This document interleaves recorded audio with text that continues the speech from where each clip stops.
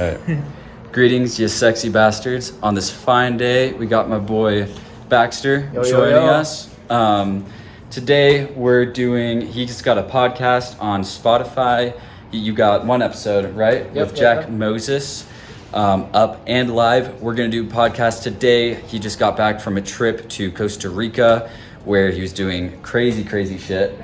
And we're gonna do a little gym sesh, all the good stuff. But yeah, what are you up to in life? Tell them all about that. Up to in life? Well, Earlier this year I dropped out of college as like a real good student, pre-med type of track, and whole ass 4.0 student right here, which is like, you know what? Fuck you, college. I'm out of here. So I decided to take a different path. I really have a passion for like writing and collecting ideas and questioning beliefs. And so, I'm diving into that curiosity with writing, podcasting, and online business. Hell yeah, dude. He's joining for the journey. He's on a whole ass journey of his own. I mean, traveled fucking Spain, and then he's doing crazy stuff. Anyway, let's show you what to do. Got a bad bitch, show me I'ma leave with you. If I walk up in the party, motherfuckers better move. If a motherfucker try me, I'ma put him on the news. Goddamn, I don't want no fucking bitch. Cause I came in the club, watch out, motherfucker, cause I'm looking for a lick. Got diamonds on my wrist, brass knuckles on my fist. I'm slapping motherfuckers in the face in the pit. Might hit him in the head, I got 100 in the clip. Wait, little bitch, don't want that. I'ma put a blade through his chest like a thumb like that. This chopper gon' have a running, hit a fucking on this bitch. I'ma fuck up and tell her coming. Got a bad little bitch in the crib, and she up to something. I'ma walk up in this bitch, I don't care if they tell me come in. Cause I gave him that bitch, and I'm looking for a body. I feel like murder is a motherfucking hobby. And I'm coming off the top, feeling like I'm Jafar. Young blood on the dance floor, broke up in the party. Pulling my shirt for the vendetta. Something in the face, my boot nuts don't get off. Heads up, I'm getting fed up. Pull up with the gun and march my head up, bitch.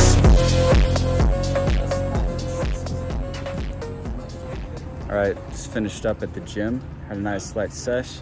Now we're hitting up a little poolside vibe before ripping out the podcast. All right, got done with our little vibe session by the pool. Got some chicken going, a little post-workout meal, and just having a little chit chat. Oh yeah. Oh yeah. Talking about my whole predicament that I talked about, I think in my last video, or maybe the video before that.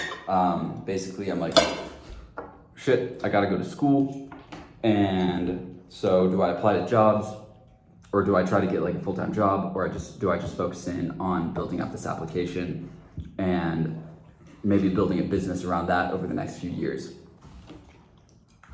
And he's been helping me strategize.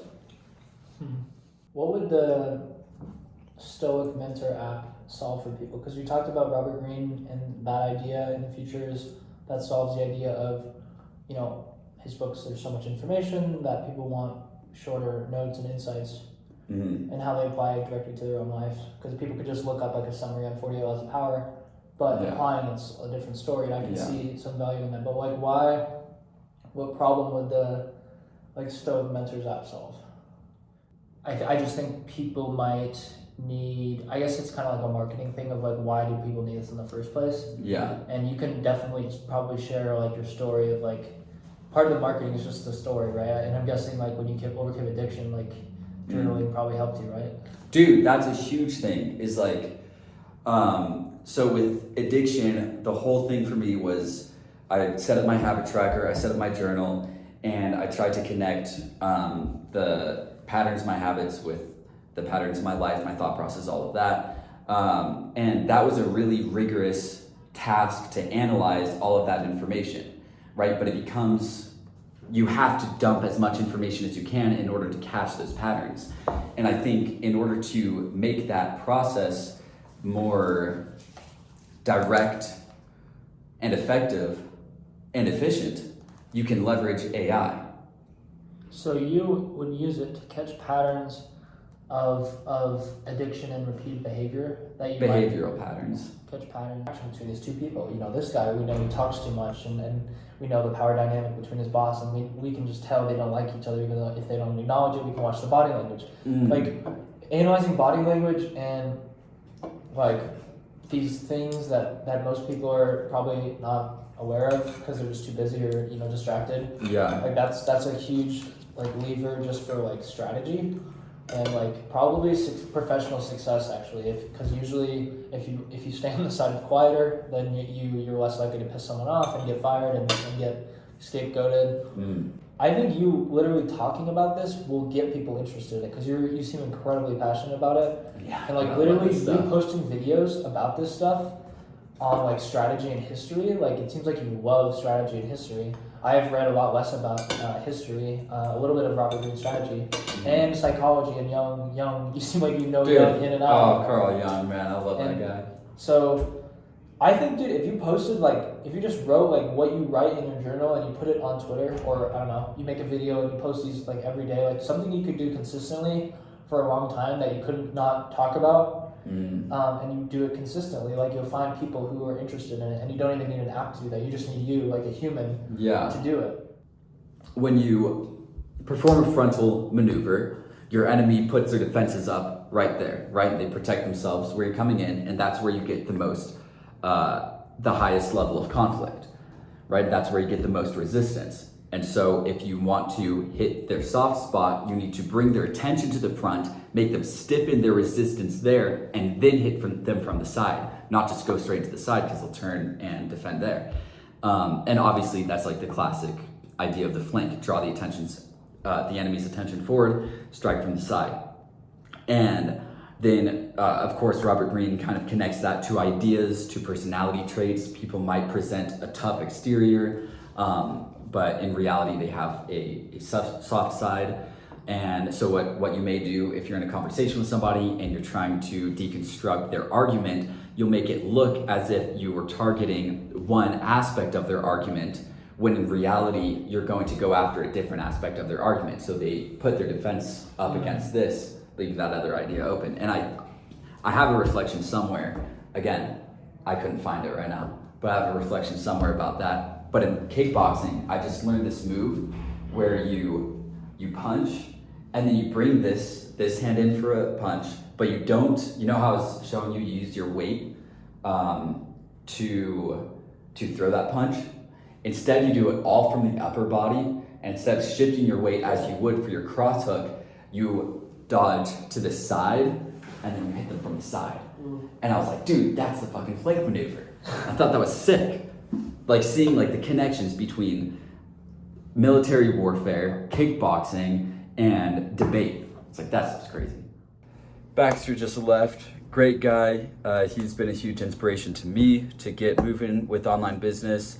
Like I said, well, actually, like he said, or one of us said, back in, I think, January or February, I think in February, March, actually, he dropped out of college, started to pursue online business. He wasn't dropping out because he was some dumbass that couldn't handle college. He was actually a 4.0 student and decided the college path wasn't for him. He was in pre-med and kind of looked at what he was doing. He was like, look, honestly, I'm not passionate about any of this. I'm spending a lot of money and I'm wasting a lot of time going down this path that's gonna land me in a job that I don't necessarily want to spend my life doing. So after reading the 4-Hour Work Week and I think a couple of other books kind of in that realm of online business and kind of leaving the standard path, he found his way to dropping out of college. And he was like, I'm out of here.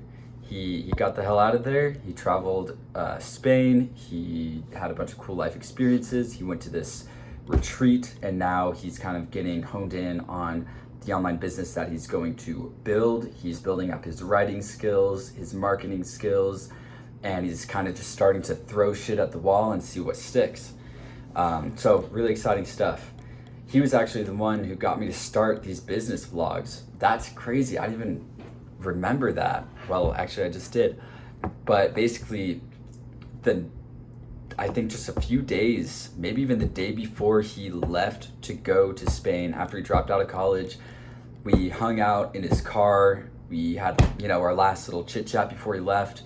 And I was kind of talking about Iman Gadzhi, and I was like, this guy's super cool. He posted all of these YouTube videos before he got successful. And I've honestly always thought about doing something like that. I think it would be really fun to I really want to commit to this online business pursuit and at that point I was kind of just inching my way through learning Swift coding. I didn't really have that that full vision, that full clarity, that full drive. I was just kind of like doing the coding on the side and getting through my classes. Not entirely aimless, but not entirely integrated and like full throttle either. And he actually told me that I shouldn't do it. He was like, you've got so much going on right now. But he did say a lot of other things that were really encouraging, that were really like, hey, sometimes you just gotta grab life by the balls, and something like online business vlog sounds like a cool idea. Like, fuck it, So after we talked, I walked inside, and after I got inside, I was like, you know what, screw it. I'm gonna start this business vlog. And then I took my first video and I didn't post it. I replaced my first video with a different first video a few weeks later. So, that's how it got going. But I do remember after like talking to him about all these things, it was just a huge shift for me. I started kind of focusing in on like, okay, how do I want to actually turn this coding skill into a profitable business? How am I going to build a product or a service around this? How am I going to market this skill? I started looking into business books. I started just getting a little bit more rigorous with it. So I don't know, it really put it on my mind. So really, really influential guy. Today, we had a fantastic conversation. You guys saw, the first hour and a half or 2 hours of it from whatever I recorded.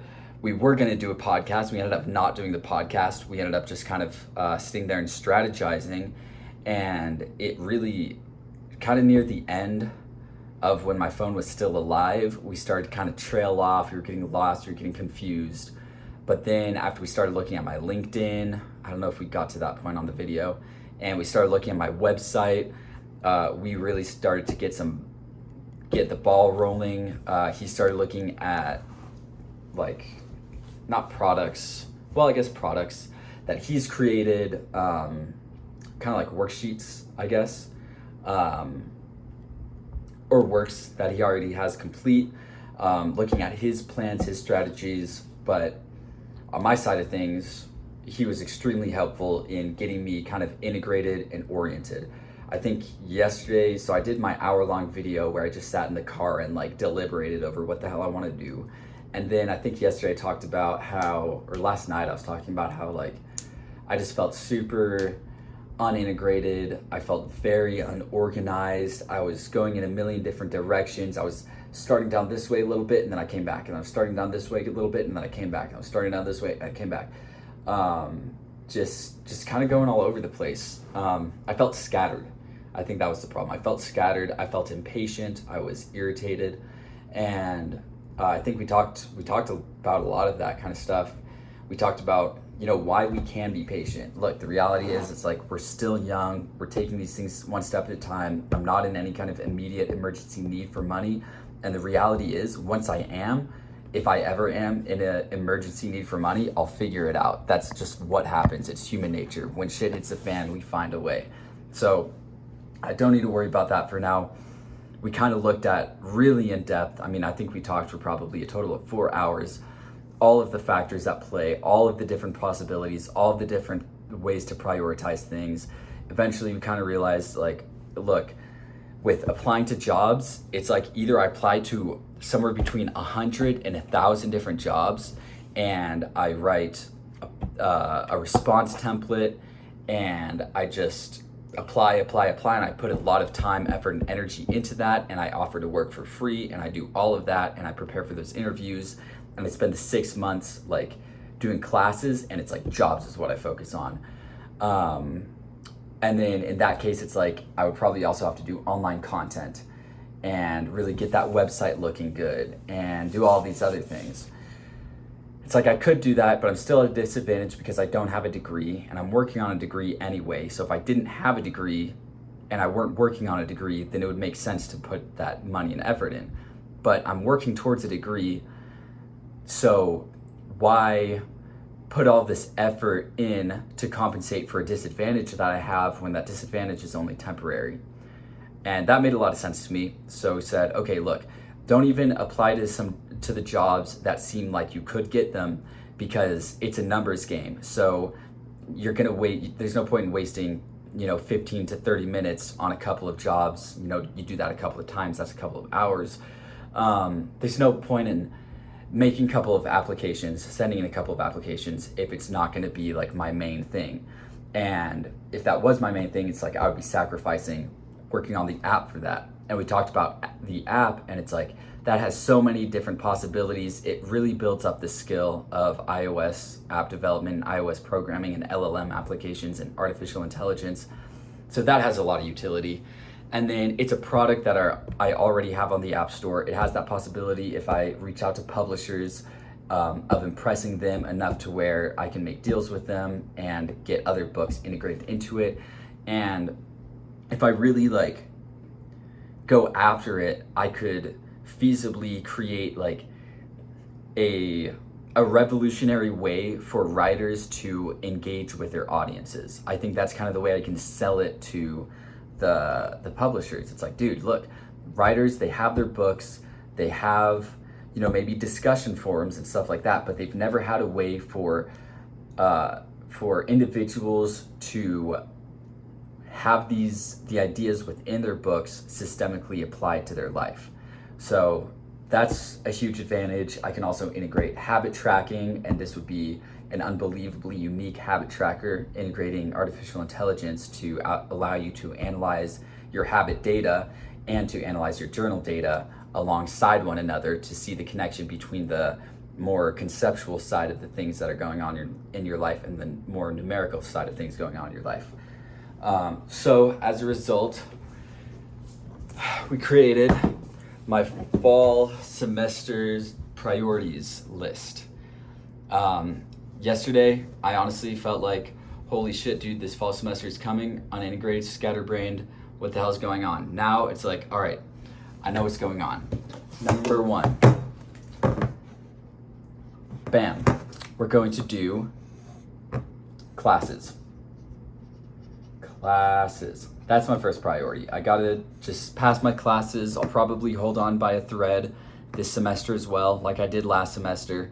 Mainly focus on online business stuff, and then kind of just pass my classes, make sure I'm not failing. That's how I do it. Productive procrastination, if you will. Number two, my second priority is Stoic Mentor app.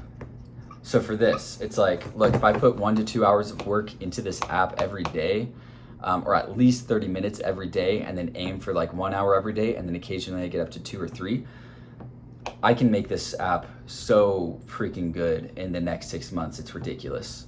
I can have it be fully fleshed. I can have some really deep journaling functionality. I could possibly integrate a habit tracker. That's kind of optional though. And then I can really master those LLM procedures. Then number 3 is LHN vids. So basically, I know Robert Greene's content, I wouldn't say like the back of my hand, although I don't know the back of my hand that well, but I know it pretty freaking well. And I know a lot of the ins and outs of it, and I think I can do a lot of freeform content really well with it. I tried to do freeform content with coding, and it just doesn't work. I'm so bad at that shit. I can't articulate the concepts behind coding as well as I can the concepts behind strategy and psychology and observing power dynamics, all of that. So laws of human nature vids, that's something that's like, it's knowledge I already have. I also have a laws of human nature action guide that I already created about a year ago. So this allows me to kind of leverage the knowledge I have, create freeform content where I just talk at the camera about whatever topic. I'll probably go chapter by chapter in the laws of human nature and talk about the action guide and then link to the action guide. And this does a couple of things. One, it possibly allows me to build up a bit of an online following if I'm lucky. it draws in the self-development crowd, which might direct them towards my app. In addition to that, it shows Robert Greene once I reach out to his publishers with the offer to integrate his books into an app, such as a Stoic Mentor app, with that extra level of complexity. That, look, I know your content well. I'm not only a good app developer with a banger of an app, but I'm a good app developer with a banger of an app that would be useful to you.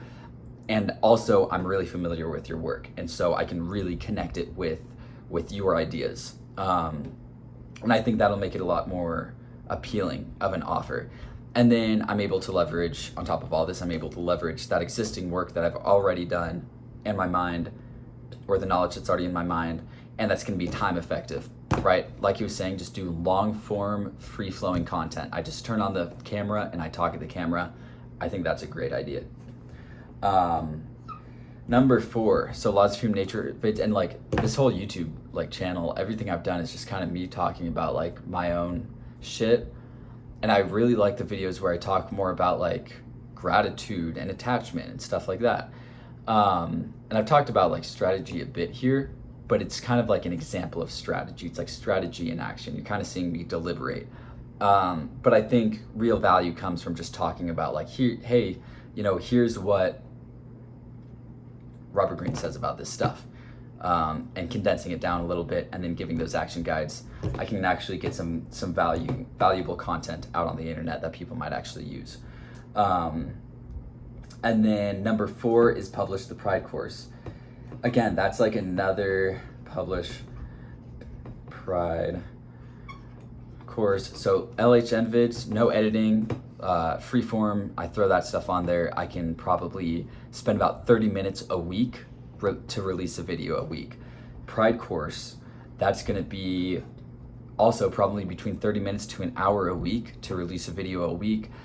Basically, I'll take my existing videos, I'll export them, I'll send them to an editor, the editor will send them back, I'll pay them money, I'll get a thumbnail. I'll probably do thumbnails for the Laws of Human Nature videos as well. I'll get a thumbnail, and then I'll post all of that onto the internet, or onto YouTube. And then that leverages the Pride course. I thought about doing like a action guide with it. I'm not doing that shit, fuck that. I'm just doing what I gotta do to get this stuff on the internet. Number 5, there's this AI program called Opal, I think. I'm going to use Opal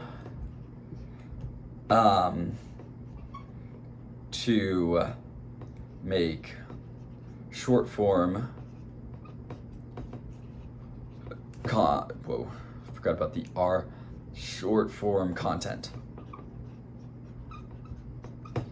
All right, so there we go. That's what we're looking at right here. So Opal is essentially an AI software that allows you to take your long form content and it'll extract ideas and it'll construct short form video clips from it. And then I can post those on YouTube, make YouTube shorts, and that'll get me a lot of traction, I guess. Or not a lot of traction, but just, it's a way to draw in more of an audience. And then, yeah, so that's basically my entire focus. Classes, Stoic Mentor app. I've got kickboxing, maybe some swing dancing for fun from time to time, but I think kickboxing will be my focus. Barbecues to socialize, but I think this semester is going to be a doozy of a grind. Definitely. But I'm going to try to do some networking. I've met a lot of really cool people recently who are all very into ideas, into reading, into kind of like building business, all that kind of stuff. So I want to connect with these people more. I also have basketball on Sundays. I got church on Sundays, always a good time. Especially the church I go to is so fun. It's like a absolute party every time. So yeah, that's what we're looking at here. We got 5 main priorities. I think that's a good amount of priorities. And then I'm saying literally just like screw job apps, screw like building up the website, screw all of that. All of that's like, I'm putting that off.